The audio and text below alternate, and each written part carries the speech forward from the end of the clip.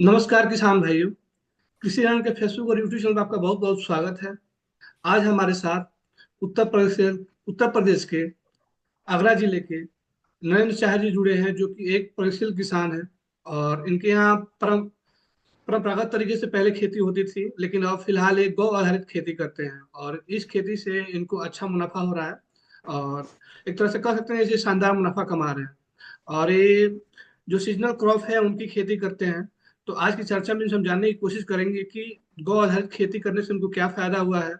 पहले जब परंपरागत तरीके से खेती करते थे तो उसमें और इसमें इन्होंने क्या अंतर पाया, इन दोनों के बीच में क्या लाभ है, किसानों को गौ आधारित खेती क्यों करनी चाहिए, और साथ ही जो उपज है ये जो है उसका मंडीकरण कैसे करते हैं ताकि उसका उचित कीमत मिल सके। तो नरेंद्र चाहर जी, आपका बहुत बहुत स्वागत है। मैं चाहूंगा कि सबसे पहले अपना परिचय दें। नमस्कार, मेरा नाम नरेंद्र शाहर है और मैं उत्तर प्रदेश के आगरा जिले के एक छोटे से गांव खलौवा का निवासी हूं। जी। जी। सर, आप कृषि क्षेत्र से पिछले कितने सालों से जुड़े हुए हैं? मैं कृषि क्षेत्र में पिछले 10 सालों से जुड़ा हूं। वैसे तो ये हमारा खानदानी पेशा है पूरा, पहले से ही पूर्वज भी हमारे खेती करते आ रहे थे, पर मैं इसको फुल टाइम में खेती से 10 साल से जुड़ा हूँ, पिछले 10 साल से। जी। अ, कृषि से पहले आप पहले किस क्षेत्र से जुड़े हुए थे आप? कृषि से पहले भी मैं कृषि से ही जुड़ा हुआ था। एक बायो फर्टिलाइजर फर्म थी, एक कंपनी थी आपका राधिका क्रॉप आपका बायोटेक्नोलॉजी करके, जी उसमें जी एज ए सेल्स मैनेजर था मैं। जी। अच्छा, आपने गौ आधारित खेती की शुरुआत कब और क्यों की थी? ये एक छोटी सी स्टोरी है। एक दिन ऐसे ही बैठे हुए थे हम एक फार्मर के यहाँ पे। तो वो फार्मर में, उस फैमिली में 5 लोग कैंसर से पीड़ित मिले मुझे, एक ही फैमिली में। जब धीरे धीरे बात हुई, पता चला है कि केमिकल फर्टिलाइजर की आपका अननेसेसरी यूज की वजह से उनको वो हुआ था, कैंसर हुआ था। तो उस दिन मुझे हिट किया और मैंने केमिकल फ्री खेती करने के लिए मैंने ढेर सारे ऑप्शन तलाशे। तो मुझे एक इंटरव्यू मिला आचार्य देवव्रत जी का। और उस इंटरव्यू ने मुझे इतना इंस्पायर किया कि मैंने अपनी जॉब को क्विट करके और आपका नेचुरल फार्मिंग करने का मैंने प्रण लिया। और उस दिन से ही मैंने इस राह पर कदम रख दिया। जी। अच्छा, गौ आधारित खेती में की जो है मुख्य विधियां कौन कौन सी है, और ये पारंपरिक जो विधि होती है उससे अलग कैसे है? गो आधारित और परंपरागत में ऐसा कोई विशेष कोई अंतर नहीं है। बस परंपरागत में हम लोग क्या है कि परंपरागत विधियों में हम नाना प्रकार के केमिकल्स यूज करना चालू कर दिए हैं। हम्म। और गो आधारित में जितने भी केमिकल फर्टिलाइजर हैं उनसे हम दूर हट गए हैं। यानी गाय के घटक जितने भी हैं आपका, गाय का गोबर है, गौमूत्र है आपका, दूध है, दही है आपका, घी है, इनका प्रयोग करके गाय फसल के लिए हम जो फर्टिलाइजर और आपका जो कीटनाशक है वो तैयार करते हैं। यानी एक तरीके से देखा जाए तो ये जीरो बजट फार्मिंग भी है। अच्छा, अब फिलहाल अभी आप गौ आधारित कितने एकड़ में खेती कर रहे हैं? मेरे पास में अभी इस टाइम पे 16 एकड़ जमीन है, जिसमें मैं बिल्कुल प्रॉपर तरीके से प्राकृतिक खेती कर रहा हूँ, जिसमें कोई भी नहीं होता। बाकी कुछ एरिया मेरा अभी ऐसा है जिसको मैं प्राकृतिक की तरफ लेकर के जा रहा हूँ धीरे धीरे। जी। तो आप आपके पास टोटल जमीन का रकबा कितना है फिलहाल?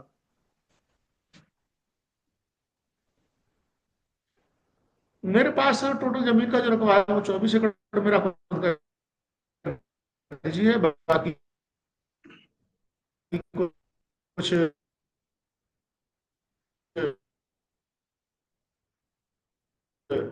मैंने लीज पे ले रखा है। ऐसे करके मैं टोटल 45 से। टोटल जी कितने एकड़ सर। सर? हेलो। टोटल कितने एकड़? 45 एकड़ के नियर बाई मैं टोटल एरिया में खेती करता हूँ। ओके। अच्छा, गौ आधारित यदि आप खेती करते हैं, वैसे आपने बताया कि जीरो बजट फार्मिंग है, लेकिन अगर हम 1 एकड़ में बात करें तो लगभग लागत कितनी आ जाती है? गौ आधारित में तो विवेक जी लागत आप जीरो ही मानिए, क्योंकि मेरे घर पे खुद की गाय है, और उस गाय के गोबर से और पेशाब से जो तैयार होना है वो मैं अपने खेत में प्रयोग करता हूँ। उसके लिए मुझे बाहर से कुछ खरीदना ही नहीं है। जब मुझे खरीदना ही नहीं है तो लागत क्या हुई? ये तो जीरो बजट हो गया सर, जीरो बजट। आपके यहाँ कितने पशु हैं अभी? मेरे पास में है अभी एक गाय का एक छोटा सा बाड़ा, उसमें 3-4 देसी गाय है, प्योर। ठीक है। तो इन 4 देसी गायों के सहारे आप मतलब 16 एकड़ तक आसानी से खेती कर लेते हैं। नहीं नहीं, एक एक एक एक गाय, अगर आपके पास एक देसी गौवंश है तो आप 10 से 12 एकड़ की खेती बड़े आराम से कर सकते हैं, एक देसी गौवंश से। ओके। ये हमारे गाय का आशीर्वाद है सब लोगों पर लोगों ने क्या है, उसको पहचानना बंद कर दिया है। उसका सही, गाय का और गाय के गोबर और उनके घटकों का सही प्रयोग करना बंद कर दिया। पूर्वज पहले किया करते थे। अच्छा, एक सवाल ये था कि इस खेती में कौन कौन से उपकरण, संसाधन और गौ उत्पाद का उपयोग किया जाता है? देखो, उपकरण की बात की जाए तो देखो अभी तो सब मशीनीकरण है, पर मैं कोशिश कर रहा हूँ कि एक गौरक्षा के क्षेत्र में भी एक मैं थोड़ा सा एक अपनी पहल कर रहा हूँ। जैसे पुरातन में हम लोग बैलों से खेती करते थे ना, तो अभी मेरे विचार आया मन में, जो आवारा हमारा जो नंदी घूम रहा है उसको मैं ऐसे सड़क पर ना घूमूं, उसके लिए एक नंदी नंदी को जोड़ा बना करके मैं पुरातन में दोबारा से बैलों से खेती करना स्टार्ट करने की प्लानिंग कर रहा हूँ। ठीक है ना। बाकी अभी तो संसाधन की बात की जाए तो अभी कोई ट्रैक्टर है, बाकी यही यूज कर रहे हैं। स्प्रे स्प्रे के लिए स्प्रेयर यूज करते हैं जहाँ स्प्रे करना होता है हमें। जी। मतलब संसाधन तो वही है जो ट्रेडिशनल में यूज हो रहे हैं, वही आपका परंपरागत में यूज हो रहे हैं। और गौ उत्पाद में क्या क्या इस्तेमाल करते हैं आप? मैं गाय का गोबर है, गौमूत्र है, आपका दूध है, दही और घी है। इनसे ही मैं आपका फर्टिलाइजर और पेस्टिसाइड बना के तैयार करता हूँ। और कुछ प्रकृति से, जैसे नेचर से ले लिया, आपका बेल के पत्ते, नीम के पत्ते, करंज के पत्ते, ये हम एज ए कीटनाशक के तौर पे इन्हीं को बनाने के लिए यूज करते हैं। मतलब खरीद के कुछ नहीं लाते हैं बाहर बाहर से। जो हमें नेचर दे रही है उस नेचर को ही यूज करते हैं, नेचर से लिया। अच्छा, तो इस खेती के लिए आपने एक वीडियो तो देखा, इसके अलावा कहीं से आपने प्रशिक्षण भी लिया? प्रशिक्षण के लिए मैं गया हुआ हूँ। एक बार मैंने आपका सुभाष पालेकर जी का एक कार्यक्रम अटेंड हुआ हुआ है उनका, बाकी यूट्यूब से उनको बहुत सुना हुआ है। मैंने जगह जगह सुना, बाकी मोस्ट मोस्ट ऑफ वीडियोस मैंने जो देखे हैं वो आचार्य जी के हैं। देवराज जी के? आचार्य जी को मैंने बहुत सुना, आचार्य जी को मैंने बहुत सुना है। और जी। आचार्य जी के लिटरेचर मैंने इंटरनेट से डाउनलोड करके उनको प्रैक्टिकल करके पहले थोड़े एरिया में स्टार्ट किया, फिर एरिया बढ़ाता चला गया। जी। अच्छा, अभी फिलहाल जो है आप कौन कौन सी फसलें जो है इस परिस्थिति में उगा रहे हैं और उनका चयन कैसे करते हैं? रबी क्रॉप में जो फसलें हैं रबी सीजन में अब ये रबी का सीजन है, तो रबी सीजन में ऑयल सीड में तो आपका सरसों होता है। हम्म। तो मैं क्या मोस्टली इंटरक्रॉपिंग करता हूँ, एक साथ एक फसल नहीं करता कि मैं मल्टी क्रॉप मॉडल पे काम करता हूँ। ठीक है ना। तो अभी जैसे मान लो ऑयल सीड की जितनी भी क्रॉप कर रखी है मैंने, तो ऑयल सीड में मैंने आपका चना लगा रखा है सरसों में, और आपका मसूर भी लगा रखी है कुछ एरिया में, गेहूं है, आलू है, ये फसलें मेरे खेतों में है। जी।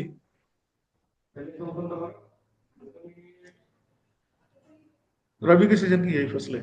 जी। अच्छा, आप अपनी फसलों में रोग प्रबंधन के लिए कौन कौन से जैविक उपाय जो है अपनाते हैं? मतलब किस तरह के रोग लगते हैं और उसका समाधान के लिए आप किस तरह से समाधान करते हैं? देखो, वैसे तो रबी क्रॉप में जैसे मान लो सबसे ज्यादा अगर रोग की संभावना रहती है तो वो आलू क्रॉप में रहती है ज्यादा। झुलसा का? तो झुलसा का है आपका, और तुषार का है, पाला जैसे जिसको कहते हैं। अगर मैं एक सुंदरता बता दूं आपको प्राकृतिक खेती की, कि अगर आप प्राकृतिक कृषि पद्धति पर खेती करते हैं तो आपकी जमीन में तुषार या पाला जिसको कहते हैं वो लगने की संभावना 99% कम हो जाती है। आपको कोई भी अलग से उसका लिए पेस्टिसाइड या फर्टिलाइजर लगाने की जरूरत है। फिर भी अगर आपको लग रहा है कि नहीं नहीं जी मौसम के बारे, किसान है, क्योंकि किसान आज के टाइम पर सबसे ज्यादा डरा हुआ है। उसको पता ही नहीं है कि मुझे करना क्या चाहिए, और उसको पता नहीं है इस चीज का, ये एमएनसी कंपनियां फायदा उठा रही है। वो उल्टी सीधी पट्टियां पढ़ा करके अपने चेहरों को बेच रही है। आपको ये लगाना चाहिए, आपको ये लगाना चाहिए। यही कारण है कि किसान घाटे में है। अच्छा, गौ आधारित खेती में जो कीटनाशक और खाद के रूप में आप कौन कौन से गौ उत्पाद जो है उपयोगी होते हैं, जिनका इस्तेमाल आमतौर पर आप करते हैं? देखो, फर्टिलाइजर के तौर पे तो मैं आपका जीवामृत हो गया, घन जीवामृत हो गया, ये फर्टिलाइजर तैयार करता हूँ। बाकी कीटनाशक और आपका इंसेक्टिसाइड का जो भी मान लें आप, उसके लिए मैं आपका कई सारे घटक हैं जो गाय के गोबर और पेशाब से और कुछ प्राकृतिक पेड़ों की पत्तियां और फलों और गूदों से तैयार किए जाते हैं, उनको बनाता हूँ। जैसे आपका आग्नेयास्त्र हो गया, ब्रह्मास्त्र हो गया, नीमास्त्र हो गया, ये कुछ कीटनाशक हैं, ठीक है ना। इनको हम बना करके यूज करते हैं। इनसे आपका दीमक और दीमक है, इल्ली है, इन फसलों में जो रोग आते हैं, जैसे मान लो जो कोई भी आ रहा है, अब जैसे सरसों है, सरसों में माहू का प्रकोप सबसे ज्यादा रहता है, जी। ठीक है ना। तो अगर आपने अपनी फसल पर ब्रह्मास्त्र का प्रयोग कर रखा है या अग्निअस्त्र, कोई ये इवन माहू के लिए तो कोई ज्यादा बड़ी डोज की जरूरत नहीं है। अगर आपके पास सफिशियंट मात्रा में नीमास्त्र भी है और आपने नीमास्त्र का स्प्रे अपनी अपनी फसल पर कर रखा है, तो नीमास्त्र आएगा ही नहीं। और प्राकृतिक कीटनाशक और खादों की विशेषता ये है कि आप इसको किसी भी मेथड से दे सकते हैं। आप इसको जमीन में भी जा करके आप ये कांटेक्ट, ये मान के चलो ये सिस्टमेटिक बेस पर काम करते हैं। कैसे भी अपने पेड़ के टच में आ जाए, ये पौधे के पूरे शरीर में फैल जाती है। यानी ये सिस्टमेटिक, यानी आपका एक तरीके से श्वसन तंत्र प्रणाली जो उनकी होती है, कहीं भी ये पौधे को टच कर जाए, ये पौधे में पूरे में फैल जाते हैं। तो जरूरी नहीं है कि आपको अलग से स्प्रे मशीन लेकर के आप उसको खेत में घूमना है। जी। अच्छा है, पारंपरिक खेती की तुलना में जो गौ आधारित जो खेती है, नेचुरल फार्मिंग जिसकी हम चर्चा कर रहे हैं, तो उनमें मुनाफा का अंतर कैसा होता है? देखिए, शुरुआत के कुछ साल हम किसान को जब थोड़ा सा उसका प्रोडक्शन जब कम होता है, तो उसको लगता है कि मैं लॉस में चला गया। पर मैं इतना उसको भरोसा दिला सकता हूँ कि अगर शुरू के 3 साल अगर किसान अगर कम उत्पादन को लेकर के रुक जाता है, तो उसका उत्पादन भी इतना होता है कि जितना वो कभी भी आपका रासायनिक खादों से या रासायनिक दवाइयों से नहीं कर सकता। और दूसरी चीज, रेट भी उसके बाजार में उसकी तुलना में ज्यादा मिलते हैं। अच्छा, हाँ, कीमत की बात सबसे इम्पोर्टेंट। अभी अब देखेंगे तो अभी हमारा जो नेचुरल फार्मिंग से या ऑर्गेनिक फार्मिंग से अगर कोई उत्पाद किसान उगाता है, तो उसके लिए कोई विशेष अभी मार्केट है नहीं। तो मैं आपसे जानने की कोशिश करूंगा कि आप जो अपनी उपज जो है कैसे मंडीकरण करते हैं? और उसके लिए एक्चुअल में है क्या, थोड़ा सा हमको इनिशिएट करना पड़ता है। कोई भी काम करते हैं, कंपनियां क्या करती हैं भाई, जितनी बार एमएनसी है पहले अपना प्रोडक्ट लॉन्च करती हैं, उसके एडवर्टाइज करती हैं, तब उसको मार्केट में लेके आती है। पहले क्या करती है, बड़ा एडवर्टाइज कैंपेन चलाती है। हम भी तो अपना खुद का बिजनेस सेटअप करने जा रहे हैं ना, नया प्रोडक्ट लॉन्च करने जा रहे हैं, तो क्यों ना हमें भी ये होना चाहिए कि हम एज किसान, क्या है, किसान बन के ही घूम रहा है। किसान को क्या करना है, किसान को एज ए बिजनेसमैन काम करना चाहिए। तो हमें भी अपने प्रोडक्ट की ब्रांडिंग करनी चाहिए, हमें भी लोगों से मिलना चाहिए, छोटे छोटे सैंपल उनको प्रोवाइड कराना चाहिए। जब उनको टेस्ट बढ़िया मिलेगा, क्वालिटी बढ़िया मिलेगी आपके प्रोडक्ट की, तो अपने आप ही आपकी डिमांड बढ़ेगी। अभी इतने बड़े रकबे में आप खेती कर रहे हैं, तो अभी आपके पास कोई ब्रांड है आपके पास? मेरा खुद का ब्रांड है, स्वस्तिक के नाम से मैं अपना प्रोडक्ट लॉन्च कर रखे हैं मैंने। अच्छा, उसमें किस किस तरह के प्रोडक्ट हैं? मेरे पास में आपका जैसे आपका पल्सेज का फ्लोर है, पल्सेज है उसमें आपका, कच्ची घानी का आपका तेल बनाता हूँ अपना खुद का, ठीक है ना। उसको जैसे मान लो आपका लो कंप्रेस ऑयल पे मशीन पर तैयार करके उसका आपका सरसों का तेल या फिर आपका पीली सरसों का तेल है, उनका निकाला। बाकी जैसे मान लो आपका तिल का तेल है, यानी वो उस ब्रांड के थ्रू उनको मैं मार्केट में रन करता हूँ। पर जहां तक विवेक जी मेरा है, मेरे पास से मोस्टली जो मेरे जो माल की 80% खपत है, वो आपकी होल मेथड में ज्यादा चली जाती है। जैसे मान लो सरसों है, जैसे ही मैंने आपकी थ्रेसिंग करके कंप्लीट की, उसकी मैं पैकेजिंग नहीं कर पाता है, उससे पहले मेरे पास उसके बाहर आ जाते हैं कि साहब मुझे तो ऐसे ही दे दो, अपने घर के पर्सनल यूज के लिए इतनी सरसों चाहिए, मैं तेल निकलवा लूंगा। मुझे गेहूं इतना दे दीजिए, मैं तो आटा अपने आप अपनी चक्की पे पिसवा लूंगा। ठीक है ना। तो अभी तो मैं उन्हीं लोगों को पूरा नहीं कर पा रहा हूँ जो मेरी मेहनत में बहुत कम, मतलब कमी कर रहे हैं। जी। और रेट भी सही मिल जाते हैं।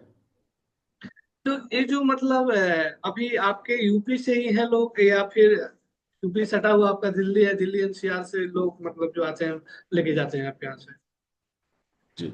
नहीं, दिल्ली दिल्ली क्या, आगरा में इतना बड़ा मार्केट है, अगर कोई मेहनत करना चाहे तो जैसे मान लो मैं आगरा में कर रहा हूँ, तो मेरे हम्म। पास आगरा में इतना बड़ा मार्केट है कि अगर कोई व्यक्ति अगर मुझे कमिट करे और मुझे भरोसा दिलाए कि हाँ जी मैं नेचुरल तरीके से कर रहा हूँ प्रॉपर, और अपना समय समय विजिट कराए मुझे, तो मैं उसको एक इतना बड़ा सपोर्ट प्रोवाइड करा दूंगा कि उसका प्रोडक्ट यहीं कप जाएगा, क्योंकि मैं पूर्ति नहीं कर पा रहा, मेरे पास डिमांड ज्यादा है, सप्लाई मैं उतनी कर नहीं पा रहा हूँ। जी। ऐसा नहीं है कि मैं चाहता हूं कि मैं अकेला इस फील्ड में मैं ही एक ब्रांड बन के घूमूं। मेरी कोशिश ये है, अगर मेरे सहयोग से किसी भाई का भला होता है तो मैं उसको अपना कोई आगे आए। जी। अच्छा, आपसे अगला सवाल मेरा ये था कि आप इतने बड़े लेवल पे नेचुरल फार्मिंग आप कर रहे हैं, तो देखेंगे कि राज्य सरकारें, केंद्र सरकार किसानों को प्रोत्साहित करने के लिए इस क्षेत्र में कई सारी योजनाएं चला रही हैं और बहुत सारे किसान इससे लाभान्वित भी हुए हैं। तो क्या आपको आज इस तरह का कोई सब्सिडी वगैरह कुछ मिला है अभी तक? ऐसा तो मैंने कोई विशेष सब्सिडी तो नहीं लिया है। हाँ, एक दो प्रोग्राम जैसे आते हैं प्राकृतिक के, तो एक दो किट वगैरह कोई जैसे वो आते हैं, मुझे उन किट से वैसे कोई बेसिकली कोई फर्क नहीं पड़ना होता है। पर वो क्या कहते हैं कि जब उनके एम्प्लॉय आते हैं मेरे पास में, तो अब वो कहते हैं कि आप कर रहे हो थोड़ा सा हमारे लिए भी ठीक रहेगा। तो मैं उनकी ये मान के चलो एक तरीके से कि मेरे ही किसी किसान भाई का बच्चा अगर मेरे सहयोग से अगर अपनी नौकरी बचा पा रहा है, तो मैं उस तरीके से उसका सहयोग कर देता हूँ। बाकी मेरे पास खुद का ही सेटअप इतना ठीक है कि मैं अपना कर लेता हूँ। और इसमें कोई सेटअप के लिए कोई रॉकेट साइंस तो करनी नहीं है। एक दो ड्रम की व्यवस्था करनी है आपको खाली, बस उसी में आपका खाद बन के दवाई बन के तैयार हो जाती है। जी। अच्छा, अभी अगर हम बात करें नेचुरल फार्मिंग से, तो अभी आपका जो एनुअल टर्नओवर है वो कितना है, और इसे आगे बढ़ाने के लिए और आप भविष्य में क्या कदम उठाने वाले हैं?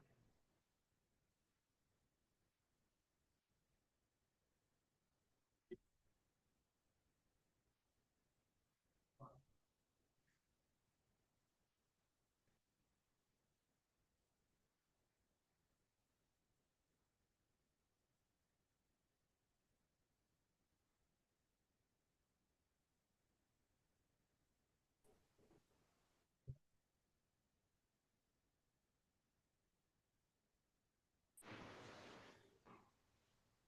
जी।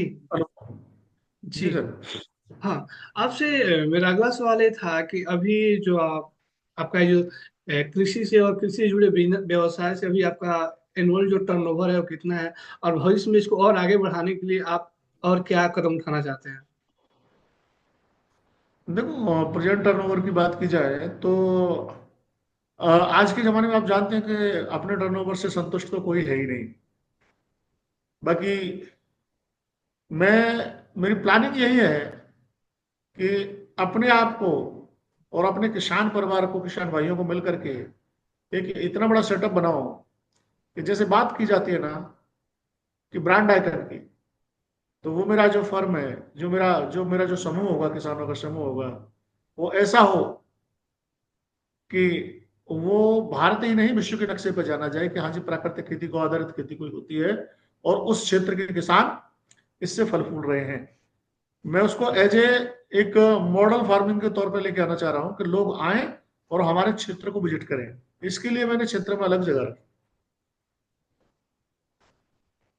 नहीं, मेरे कहने का तात्पर्य ये था कि आजकल देखिए, कोई भी आप कार्य कर रहे हैं, चाहे आप नौकरी कर रहे हैं, खेती कर रहे हैं, चाहे कहीं पे भी मतलब कर रहे हैं, हर एक व्यक्ति का जो जीवन का एकमात्र भी जो लक्ष्य है, अर्थोपार्जन है।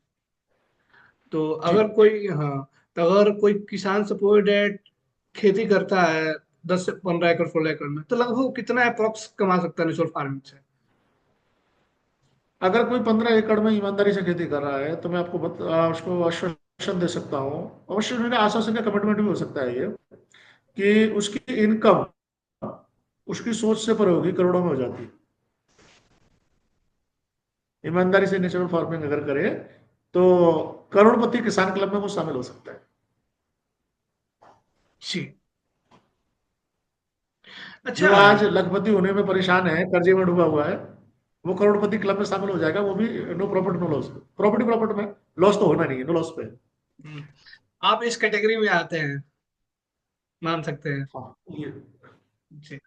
अच्छा, आप आपसे अगला सवाल ये था कि जो किसान गौ आधारित खेती करना चाहते हैं उन्हें आप अपने अनुभव के आधार पर, लगभग आपको 1 दशक हो गए इससे जुड़े हुए, उन्हें आप क्या सलाह देना चाहेंगे?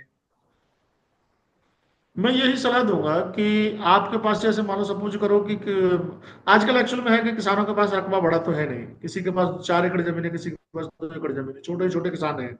तो मैं ये कहूंगा किसी के पास जैसे मान लो 4 एकड़ जमीन है तो वो 4 एकड़ से प्राकृतिक खेती की शुरुआत ना करके पहले 2 एकड़ से शुरुआत करे पूरा। ठीक है ना? तो 2 एकड़ में प्राकृतिक खेती स्टार्ट करे, और जैसे ही जमीन उसकी प्योर नेचुरल हो जाती है, वहां से वो अर्निंग स्टार्ट कर देता है, तो बाकी का जो रेस्ट एरिया है उसका बचा हुआ, फिर उस पर वो अपना प्राकृतिक खेती स्टार्ट करे। इससे क्या है कि उसको अपने परिवार को चलाने में भी परेशानी नहीं आएगी, और धीरे धीरे करके मतलब उसकी एक इनकम स्टेबल रहेगी, वो डाउनफॉल में भी नहीं जाएगा, और धीरे धीरे करके वो अपना सर्वाइव कर पाएगा। अच्छा, आपको recently millionaire farmer of India awards में आपको अवार्ड मिला है, तो उस अवार्ड को पाकर आपको क्या महसूस हुआ है? कृषि राज्य के जो इनिशिएटिव है किसानों के लिए कितना कारगर है? कृषि जागरण को मैं धन्यवाद कहूंगा इसके लिए, तो उसने भी किसानों को रेड कारपेट कारपेट पर चलने का मौका दिया। अभी तक देखा होगा आपने कि रेड कारपेट किसी बॉलीवुड सेलिब्रिटी या किसी पॉलिटिशियंस इनके लिए बेचते आए हैं। कृषि जागरण को मैं विशेष तौर पर इसके लिए धन्यवाद कहूंगा कि उसने रेड कारपेट पर चलने का मौका किसानों को दिया, यानी उसने किसान को भी वीआईपी बना दिया। जी। आज तक किसी ने किसानों के बारे में नहीं सोचा। इसके लिए मैं विशेष करके धन्यवाद दूंगा कि जो एक वीआईपी कारपेट है उस पर किसान को चलने का मौका दिया, किसान को भी वीआईपी कल्चर में उसने शामिल किया। जी। अ, नरेंद्र जी, आपने निसंदेह बहुत अच्छी जानकारी दी है, और मैं आशा करता हूँ कि जो भी किसान और पाठक आपकी इस चर्चा को सुनेंगे और पढ़ेंगे तो जरूर इससे लाभान्वित होंगे। और मैं भी उम्मीद करता हूँ कि आप ऐसे ही आगे भी कृषि से जुड़े रहेंगे, और कृषि से सरकारी जानकारी या किसी के जो प्लेटफॉर्म के माध्यम से तो इसी के जी साथ इस चर्चा को सर मैं यहीं पे समाप्त कर रहा हूँ। कृषि से जुड़ने के लिए आपका बहुत बहुत धन्यवाद सर। नमस्कार सर। नमस्कार सर।